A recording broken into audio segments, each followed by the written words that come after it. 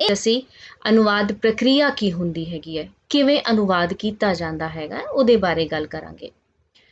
ਇਹ ਆਮ ਕਿਹਾ ਜਾਂਦਾ ਹੈਗਾ ਹੈ ਕਿ ਅਨੁਵਾਦ ਇੱਕ ਅਭਿਆਸ ਹੈ ਜਿਸ ਦੇ ਅੰਤਰਗਤ ਅਸੀਂ ਦੋ ਭਾਸ਼ਾਵਾਂ ਨੂੰ ਹੰਡਾਉਂਦਿਆਂ ਹੋਇਆਂ ਵੇਖਦੇ ਹਾਂ। ਯਾਨੀ ਅਸੀਂ ਦੋ ਭਾਸ਼ਾਵਾਂ ਨੂੰ ਚੰਗੀ ਤਰ੍ਹਾਂ ਸਮਝ ਕੇ ਉਹਨਾਂ ਦੇ ਬਾਰੇ ਸਾਰੀਆਂ ਚੀਜ਼ਾਂ ਦੀ ਜਾਣਕਾਰੀ ਹਾਸਿਲ ਕਰਕੇ ਇੱਕ ਪਾਠ ਦੇ ਵਿੱਚ ਲਿਖੀ ਹੋਈ ਪਾਠ ਨੂੰ, ਇੱਕ ਭਾਸ਼ਾ ਦੇ ਵਿੱਚ ਲਿਖੇ ਹੋਏ ਪਾਠ ਨੂੰ ਦੂਜੇ ਭਾਸ਼ਾ ਦੇ ਵਿੱਚ ਅਨੁਵਾਦ ਕਰਦੇ ਹੈਗੇ ਆ। ਇਹਦੇ ਲਈ ਸਾਨੂੰ ਇੱਕ ਭਾਸ਼ਾ ਵਿਚਲੇ ਸਾਰੇ ਤੱਤਾਂ ਨੂੰ ਸਮਝਣਾ ਤੇ ਦੂਜੀ ਭਾਸ਼ਾ ਦੇ ਵਿੱਚ ਉਹਨਾਂ ਤੱਤਾਂ ਨੂੰ ਸਹੀ ਤੌਰ ਤੇ ਪੇਸ਼ ਕਰਨਾ ਬਹੁਤ ਜ਼ਰੂਰੀ ਹੋ ਜਾਂਦਾ ਹੈ।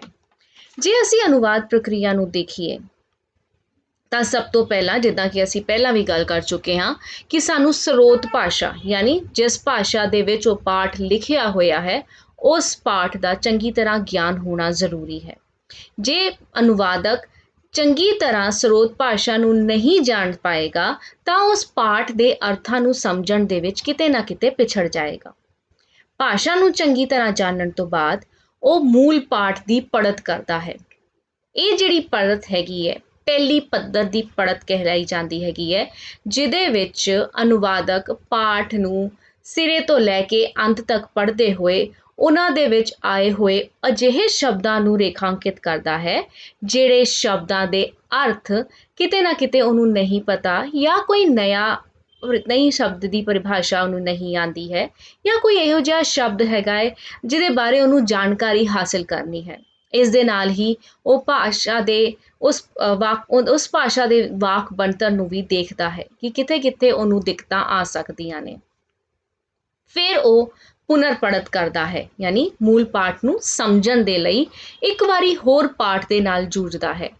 ਪਾਠ ਦੇ ਨਾਲ ਜੂਝਦੇ ਹੋਏ ਉਹ ਹੁਣ ਉਹਨਾਂ ਸਾਰੇ ਸ਼ਬਦਾਂ ਦੇ ਨੂੰ ਜਾਣਨ ਦੀ ਕੋਸ਼ਿਸ਼ ਕਰਦਾ ਹੈ ਜਿਹੜੇ ਉਹ ਹੁਣ ਤੱਕ ਪਹਿਲੀ ਪੜ੍ਹਤ ਦੇ ਵਿੱਚ ਦੇਖੇ ਸੀਗੇ। ਉਹਨਾਂ ਦੇ ਦੂਜੀ ਭਾਸ਼ਾ ਦੇ ਵਿੱਚ ਕੀ ਸ਼ਬਦ ਹੋ ਸਕਦੇ ਨੇ, ਉਹਨਾਂ ਦੇ ਲਈ ਕਿਹੜੇ ਕਿਹੜੇ ਪਰਾਇਵਾਚੀ ਸ਼ਬਦ ਪਏ ਹੋਏ ਨੇ, ਉਹਨਾਂ ਸਾਰਿਆਂ ਸ਼ਬਦਾਂ ਦੀ ਆਪਣੇ ਕੋਲ ਇੱਕ ਸੂਚੀ ਤਿਆਰ ਕਰਦਾ ਹੈ ਔਰ ਉਸ ਸੂਚੀ ਵਿੱਚੋਂ ਕਿਹੜਾ ਢੁਕਵਾਂ ਸ਼ਬਦ ਹੋਏਗਾ ਉਹ ਉਹਨੂੰ ਲਿਖਣ ਦੇ ਆਪਣੇ ਕੋਲ ਲਿਖ ਕੇ ਰੱਖ ਲੈਂਦਾ ਹੈ।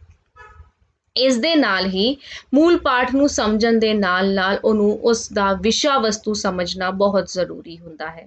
ਵਿਸ਼ਾ ਵਸਤੂ ਇੱਕ ਇਹੋ ਜਿਹੀ ਚੀਜ਼ ਹੈ ਕਿ ਜਦ ਤੱਕ ਅਨੁਵਾਦਕ ਨੂੰ ਉਸ ਵਿਸ਼ੇ ਦਾ ਚੰਗੀ ਤਰ੍ਹਾਂ ਗਿਆਨ ਨਹੀਂ ਹੋਵੇਗਾ ਤਦ ਤੱਕ ਉਹ ਅਨੁਵਾਦ ਨਹੀਂ ਕਰ ਪਾਏਗਾ। ਭਾਵ ਜੇ ਕੋਈ ਅਨੁਵਾਦਕ ਵਿਗਿਆਨ ਦੇ ਨਾਲ ਜੁੜੇ ਹੋਏ ਸਮੱਗਰੀ ਦਾ ਅਨੁਵਾਦ ਕਰ ਰਿਹਾ ਹੈਗਾ ਤਾਂ ਉਹਨੂੰ ਉਸ ਵਿਗਿਆਨਕ ਚੀਜ਼ਾਂ ਦੇ ਬਾਰੇ ਪੂਰੀ ਜਾਣਕਾਰੀ ਹੋਣੀ ਚਾਹੀਦੀ ਹੈਗੀ ਹੈ। ਜੇ ਕੋਈ ਕਾਨੂੰਨ ਦੇ ਮਸਲਿਆਂ ਦੇ ਬਾਰੇ ਜੁੜੀ ਹੋਈ ਗੱਲ ਕਰ ਰਿਹਾ ਹੈ ਤਾਂ ਉਹਨੂੰ ਕਾਨੂੰਨ ਦੇ ਉਹਨਾਂ ਸਾਰਿਆਂ ਦਾਅ ਪੇਚਾਂ ਦੀ, ਜਾਂ ਜਿਹੜੇ ਉਹਦੇ ਵਿੱਚ ਸ਼ਬਦ ਵਰਤੇ ਜਾਣੇ ਨੇ, ਕਿਸ ਤਰੀਕੇ ਦੇ ਨਾਲ ਉਹ ਕੰਮ ਕਰਦੇ ਨੇ, ਉਹਦੀ ਜਾਣਕਾਰੀ ਹੋਣੀ ਚਾਹੀਦੀ ਹੈ। ਸਰੋਤ ਭਾਸ਼ਾ ਨਾਲ ਜੁੜੇ ਹੋਏ ਇਹਨਾਂ ਸਾਰੇ ਪੜਾਵਾਂ ਤੋਂ ਗੁਜ਼ਰਨ ਤੋਂ ਬਾਅਦ, ਯਾਨੀ ਉਸ ਸਰੋਤ ਭਾਸ਼ਾ ਦੇ ਪਾਠ ਨੂੰ ਪੜ੍ਹਨ, ਸਮਝਣ, ਉਹਦੇ ਵਿਸ਼ੇ ਵਸਤੂ ਨੂੰ ਚੰਗੀ ਤਰ੍ਹਾਂ ਜਾਣਨ ਤੋਂ ਬਾਅਦ ਅਨੁਵਾਦਕ ਜਿਹੜਾ ਹੈ ਉਹ ਲਕਸ਼ ਭਾਸ਼ਾ ਵੱਲ ਸਫ਼ਰ ਕਰਦਾ ਹੈ। ਇਹਦਾ ਮਤਲਬ ਇਹ ਨਹੀਂ ਹੈ ਕਿ ਇਸ ਪੱਧਰ ਤੇ ਉਹਨੇ ਕਿਤੇ ਵੀ ਲਕਸ਼ ਭਾਸ਼ਾ ਦੇ ਨਾਲ ਕਿਤੇ ਵੀ ਜੁੜਿਆ ਨਹੀਂ, ਸਿਰਫ ਔਰ ਸਿਰਫ ਉਹ ਪਾਠ ਦੀ ਪੜ੍ਹਤ ਕਰ ਰਿਹਾ, ਇੱਦਾਂ ਨਹੀਂ ਹੈ। ਸਗੋਂ ਉਹ ਨਾਲ ਦੇ ਨਾਲ ਮੂਲ ਪਾਠ ਦੇ ਨਾਲ ਨੂੰ ਪੜ੍ਹਦੇ ਹੋਏ ਲਕਸ਼ ਭਾਸ਼ਾ ਦੇ ਵਿੱਚ ਕਿਹੜੇ ਸ਼ਬਦ ਆ ਸਕਦੇ ਨੇ, ਕਿਵੇਂ ਉਹਨਾਂ ਨੂੰ ਲਿਖਿਆ ਜਾ ਸਕਦਾ ਹੈ, ਉਹ ਇੱਕ ਪ੍ਰਕਿਰਿਆ ਦੇ ਵਿੱਚ ਦਿਮਾਗੀ ਤੌਰ ਤੇ ਪੈ ਜਾਂਦਾ ਹੈ। ਫਿਰ ਉਹ ਲਕਸ਼ ਭਾਸ਼ਾ ਵਿੱਚ ਉਹਨੂੰ ਲੈ ਕੇ ਜਾਂਦਾ ਹੈ, ਯਾਨੀ ਕਿ ਉਹ ਹੁਣ ਅਨੁਵਾਦ ਦੀ ਪ੍ਰਕਿਰਿਆ ਦੇ ਵਿੱਚ ਸ਼ੁਰੂ ਨੂੰ ਆਰੰਭ ਕਰ ਚੁੱਕਿਆ ਹੁੰਦਾ ਹੈਗਾ। ਲਕਸ਼ ਭਾਸ਼ਾ ਦੇ ਵਿੱਚ ਜਿਵੇਂ ਅੰਗਰੇਜ਼ੀ ਦੇ ਕਿਸੇ ਪਾਠ ਨੂੰ ਉਹਨੇ ਪੰਜਾਬੀ ਦੇ ਵਿੱਚ ਅਨੁਵਾਦਿਤ ਕਰਨਾ ਹੈ ਤਾਂ ਉਸ ਪਾਠ ਨੂੰ ਚੰਗੀ ਤਰ੍ਹਾਂ ਪੜ੍ਹ ਕੇ, ਸਮਝ ਕੇ, ਉਹਦੇ ਵਿਸ਼ੇ ਵਸਤੂ ਨੂੰ ਚੰਗੀ ਤਰ੍ਹਾਂ ਜਾਣਨ ਤੋਂ ਬਾਅਦ, ਯਾਨੀ ਕਿ ਜੇ ਉਹ ਉਸ ਵਿਸ਼ੇ ਵਸਤੂ ਦੇ ਕਿਸੇ ਇੱਕ ਪੱਖ ਤੋਂ ਅਣਜਾਣ ਸੀਗਾ ਤਾਂ ਉਸ ਪੱਖ ਨੂੰ ਵੀ ਚੰਗੀ ਤਰ੍ਹਾਂ ਜਾਣਨ ਤੋਂ ਬਾਅਦ ਉਹ ਲਕਸ਼ ਭਾਸ਼ਾ ਵੱਲ ਸਫ਼ਰ ਕਰਦਾ ਹੈਗਾ ਔਰ ਉਹ ਅਨੁਵਾਦ ਕਰਨਾ ਆਰੰਭ ਕਰਦਾ ਹੈ। ਅਨੁਵਾਦ ਇਹ ਨਹੀਂ ਕਿ ਇੱਕ ਵਾਰੀ ਕੀਤਾ ਔਰ ਅਨੁਵਾਦ ਹੋ ਗਿਆ।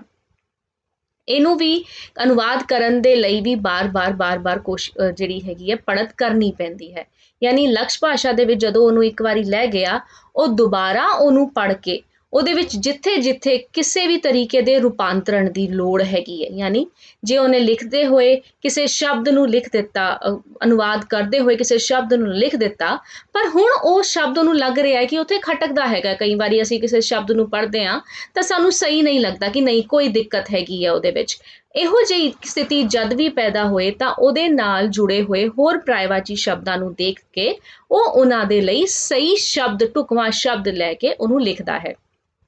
ਇਹ ਚੀਜ਼ ਉਹ ਜਦ ਤੱਕ ਉਹਨੂੰ ਆਪਣੀ ਤਸੱਲੀ ਨਹੀਂ ਹੋ ਜਾਂਦੀ ਕਿ ਹਾਂ ਇਹ ਅਨੁਵਾਦ ਸਹੀ ਹੋ ਗਿਆ ਹੈ ਔਰ ਹੁਣ ਇਹ ਅਨੁਵਾਦ ਪਾਠਕਾਂ ਤੱਕ ਜਾਣ ਦੇ ਯੋਗ ਹੈਗਾ ਹੈ, ਤਦ ਤੱਕ ਉਹ ਇਸ ਦੇ ਉੱਤੇ ਆਪਣੀ ਮਸ਼ੱਕਤ ਕਰਦਾ ਰਹਿੰਦਾ ਹੈਗਾ ਹੈ। ਔਰ ਜਦੋਂ ਉਹ ਇਸ ਸਾਰੀ ਮਸ਼ੱਕਤ ਤੋਂ ਨਿਕਲਦਾ ਹੈ ਤਾਂ ਲਕਸ਼ ਭਾਸ਼ਾ ਦੇ ਵਿੱਚ ਉਸ ਅਨੁਵਾਦ ਕੀਤੀ ਹੋਈ ਤੇ ਉਹ ਜਿਹੜਾ ਅਨੁਵਾਦ ਕੀਤਾ ਹੋਇਆ ਪਾਠ ਹੈ ਉਹ ਪਹੁੰਚ ਕਰਦਾ ਹੈਗਾ।